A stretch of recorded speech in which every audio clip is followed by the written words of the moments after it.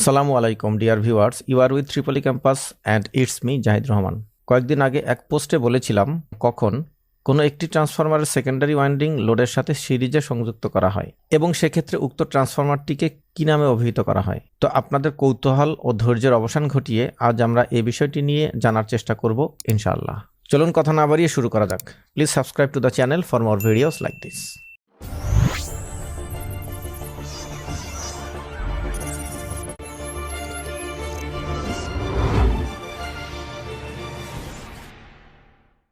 তো বন্ধুরা, আমরা একটি চিত্র দেখতে পাচ্ছি যেখানে এই যে একটি ট্রান্সফরমার ব্যবহার করা হয়েছে। তো এই ট্রান্সফরমারটিকে বলা হয় বাক বুস্ট ট্রান্সফরমার। আমি সংক্ষেপে বিবি ট্রান্সফরমার লিখেছি। তো এই ট্রান্সফরমারের মূলত এই অংশটুকুর এক প্রান্তে লাইন ইন অর্থাৎ সোর্স এবং অপর প্রান্তে লাইন আউট অর্থাৎ লোড বোঝানো হয়েছে। তাহলে কার্যত এই ট্রান্সফরমারের এই ওয়াইন্ডিংটি লোড এবং সোর্সের সাথে সিরিজে সংযুক্ত করা হয়েছে। আর যেহেতু এই অংশটি সেকেন্ডারি, সঙ্গত কারণেই এই অংশটি হচ্ছে প্রাইমারি। এই প্রাইমারি ওয়াইন্ডিংয়ে একটি ভেরিয়াক থেকে সংযোগ দেওয়া হয়েছে, যেখানে ভেরিয়াকের একটি ফিক্সড টার্মিনাল রয়েছে আর একটি মুভেবল টার্মিনাল রয়েছে। মূলত এই পদ্ধতিটি ব্যবহার করা হয় ইন্ডাস্ট্রিয়াল ভোল্টেজ স্টেবিলাইজার, যাকে আমরা কেউ কেউ আইভিএস, এভিএস কিংবা এভিআর বলে থাকি। তো আজকের যে বিষয়টি নিয়ে আলোচনা করতে চলেছি, এই বিষয়টি খুব ভালো করে বুঝতে হলে ট্রান্সফরমারের অ্যাডিটিভ পোলারিটি এবং সাবস্ট্রাকটিভ পোলারিটি সম্পর্কে ভালো ধারণা থাকতে হবে। যারা এই বিষয় সম্পর্কে ভালো ধারণা রাখেন তারা আজকের আলোচনাটি খুব সহজেই বুঝতে পারবেন। তাই এই ট্রান্সফরমারটির মাধ্যমে এখানে একটি মুভেবল টার্মিনাল রয়েছে, যে মুভেবল টার্মিনালটি অ্যাকচুয়ালি ভেরিয়াকের চারপাশ দিয়ে ঘুরতে থাকে। চিত্রে আমরা একটি ভেরিয়াক দেখাচ্ছি। এই যে একটি ভেরিয়াক দেখা যাচ্ছে, এই ভেরিয়াক ট্রান্সফরমারটির এইটি হচ্ছে মুভেবল আর্ম। এই মুভেবল আর্মটি এখানে একটি সার্ভো মোটর আছে। এই সার্ভো মোটরটার মাধ্যমে এর চারপাশে ঘুরতে থাকে এবং এখান থেকে কোনো এক অবস্থান থেকে একটি ফিক্সড টার্মিনাল কানেকশন বের করা হয়েছে। তো কার্যত এটি হচ্ছে আমাদের ভেরিয়াক ট্রান্সফরমার। তো এই ভেরিয়াক ট্রান্সফরমারটির মাধ্যমে যখন এই মুভেবল টার্মিনালটি এই ভেরিয়াকের চারপাশে আবর্তন করে, তখন ফিক্সড টার্মিনালের সাপেক্ষে এটি একবার হয় অ্যাডিটিভ পোলারিটি আর একবার হয় সাবস্ট্রাকটিভ পোলারিটি। অর্থাৎ যখন এই সেকেন্ডারি ওয়াইন্ডিংয়ের ভোল্টেজটুকু আমার ইনপুট ভোল্টেজের সঙ্গে যোগ হয়ে যায়, অর্থাৎ ভোল্টেজ আউটপুটে বেড়ে যায়, তখন সেটাকে বলা হয় বুস্ট অর্থাৎ additive polarity.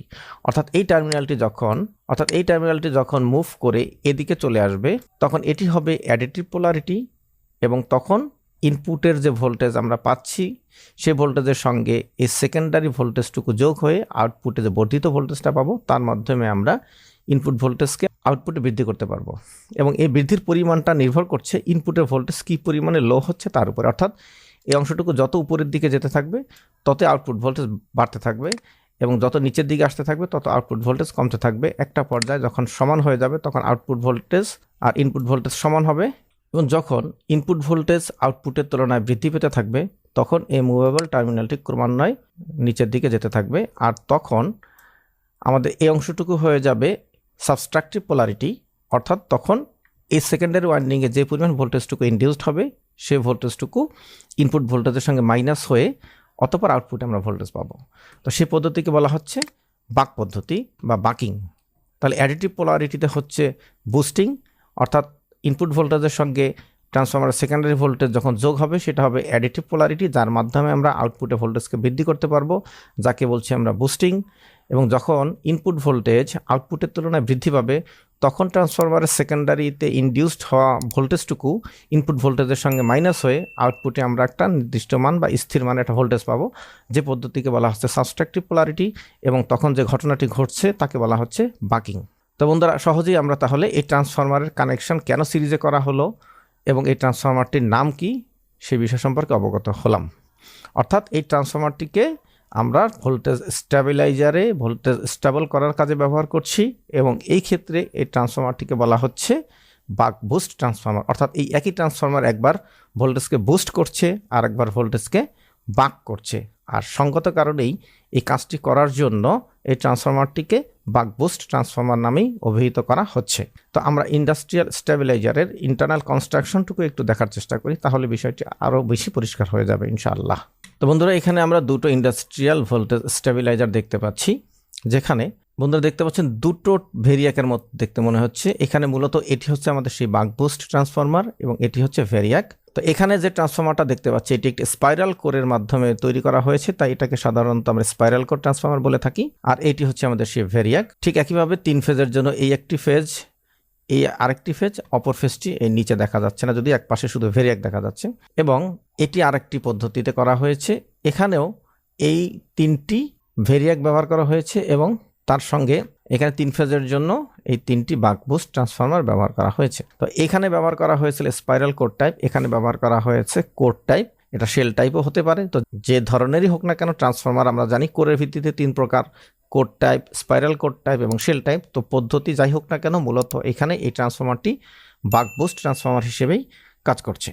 ABS, IVs, AVR যে নামই ডাকি না কেন সবগুলো ডিভাইসের কার্যপদ্ধতি, গঠন প্রণালী এবং ব্যবহারের উদ্দেশ্য একই। বন্ধুরা এই ডিভাইসগুলো সিঙ্গেল ফেজ সেন্সিং এবং 3 ফেজ সেন্সিং 2 পদ্ধতিতে করা হয়ে থাকে। অর্থাৎ এই আউটপুট ভোল্টেজ স্টেবল করার জন্য এই ভ্যারিয়াককে নিয়ন্ত্রণ করতে হলে এটি চাইলে যে কোনো 1 ফেজ থেকে সেন্সিং নিয়ে 3 ফেজকে নিয়ন্ত্রণ করা যায় এবং চাইলে প্রতি ফেজ থেকে সেন্সিং নিয়ে 3 ফেজকে আলাদা আলাদাভাবে নিয়ন্ত্রণ করা যায়। তো 3 phase sensing a single phase sensing এর তুলনায় ইফিসিয়েন্সি অনেক বেশি পাওয়া যায়। এই পদ্ধতির সবচেয়ে বড় অসুবিধা হচ্ছে এটি ওয়াইড রেঞ্জে ভোল্টেজ স্টেবল করতে পারে না। তবে বেশিরভাগ ইন্ডাস্ট্রিয়াল ক্ষেত্রে ভোল্টেজ স্টেবল করার রেঞ্জ খুব বেশি প্রয়োজন হয় না, আর তাই এই পদ্ধতির মাধ্যমে অনায়াসে ইন্ডাস্ট্রিয়াল ভোল্টেজ স্টেবল রাখা সম্ভব। এই পদ্ধতির সবচেয়ে বড় সুবিধা হচ্ছে এই স্টেবিলাইজারের আউটপুট ক্যাপাসিটি অনুযায়ী এর এই বাক বুস্ট ট্রান্সফরমার এবং এই ভেরিয়াক, এই যে বাক বুস্ট ট্রান্সফরমার এবং এই ভেরিয়াকের ক্যাপাসিটি অনেক কম প্রয়োজন হয়। ফর এক্সাম্পল এটি যদি হয় 30 কেভিএ, তাহলে এই বাক বুস্ট ট্রান্সফরমার ক্যাপাসিটি কখনই 30 কেভিএ প্রয়োজন হবে না, অনেক কম লাগবে। আর তাই এর উৎপাদন খরচ অনেক কম হয়, অর্থাৎ কম খরচে উৎপাদন করা সম্ভব। তো সে বিষয় নিয়ে হিসেব নিকেশ আমরা পরবর্তী আরেকটি ভিডিওর জন্য রেখে দিলাম। আজ এ পর্যন্তই। তো বন্ধুরা এই ছিল বিষয়ভিত্তিক আজকের আলোচনাটি যদি আপনাদের কাছে হেল্পফুল এবং এনজয়েবল হয়ে থাকে তো বিভিন্ন প্ল্যাটফর্মে বেশি বেশি শেয়ার করে অন্যদের দেখার সুযোগ করে দেওয়ার জন্য অনুরোধ রইল। কথা হবে পরবর্তী ভিডিওতে। সেই অবধি সবাই ভালো থাকুন, সুস্থ থাকুন এবং ট্রিপলি ক্যাম্পাসের সাথেই থাকুন। আল্লাহ হাফেজ।